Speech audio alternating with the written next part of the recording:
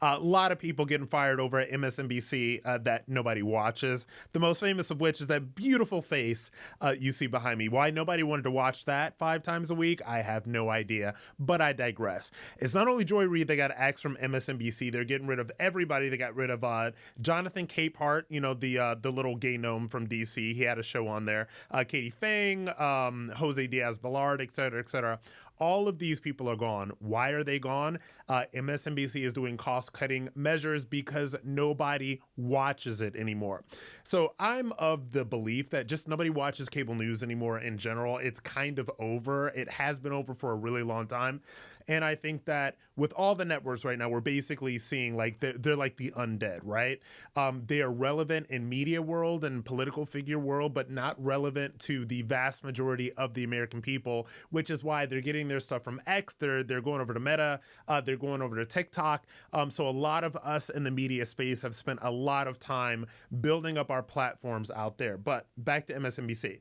So for a thought of just how little people watch these shows. Let's talk about Joy Reid, right? So Joy Reid's show, The Reid Out, got canceled. She is gone from the network. And honestly, one of the worst people in cable news, and that is not easy to beat. She's one of the worst people in cable news, one of the worst people in media, regularly denigrated black conservatives, regularly denigrated white people. This is one of those people, like she's one of those elitist, upscale black people that just legitimately hates white people.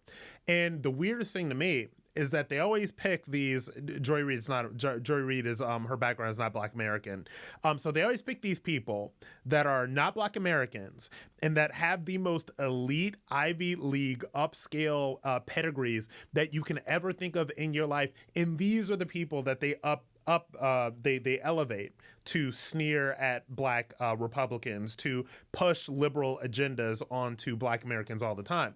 So to give you an example of just how few people watch Joy Reid, I'm going to give you some numbers. These are numbers literally from last week in the cable news world. So 25 to 54-year-old demographic is the most important thing in cable news. Look, nobody cares if you're above 54 in the advertiser cable news perspective. So the Reid Out in the 25 to 54-year-old demo got 59,000 viewers in its time slot as of last week. 778,000 total viewers, right? And that may sound like a lot of numbers, but it's just not. There are 355 million people in America, and you can find 778,000 people to watch the show. And so when you look from a pure numbers perspective, you got there's nothing that the NAACP and all these black commentators, there's nothing that they like more than elevating somebody to professional victim status, right? So not only was Joy Reid a victim when she was on the air, basically being subsidized by MSNBC, honestly, in the same way that the WNBA is subsidized by the NBA, but I digress. Whole different topic. But nobody is watching the show. And all the black people that are out here crying the NAACPs and the Al Sharptons and all these people that are caping for Joy Reid were just not watching this show. Because if they were watching the show, it would have a little thing called ratings. And these ratings are what networks use to justify whether or not they keep dumping millions and millions of dollars into the promotion, production, writing, editing of a show. And God knows what the makeup budget for Joy Reid was. All right. Because we're getting that. And that's the best makeup and lighting money can buy. And that's still as good as you got. Right. But I digress. So the show not only wasn't good, and not only was Joy Reid awful, but the show got canceled because nobody watched it. And that's basically the truth. Nobody watched it because nobody watches any of this stuff anymore. But Joy Reid, after the cancellation, she has a podcast, Don't We All?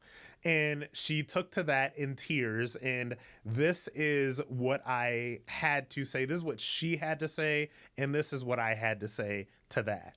My show had value, and that I'm sorry, that that what I was doing had value.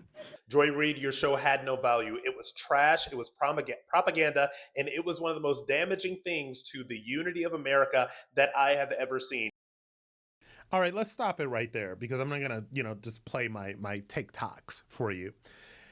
This is somebody that regularly denigrated black conservatives, right? She called Tim Scott, Senator Tim Scott. She called him Uncle Tim.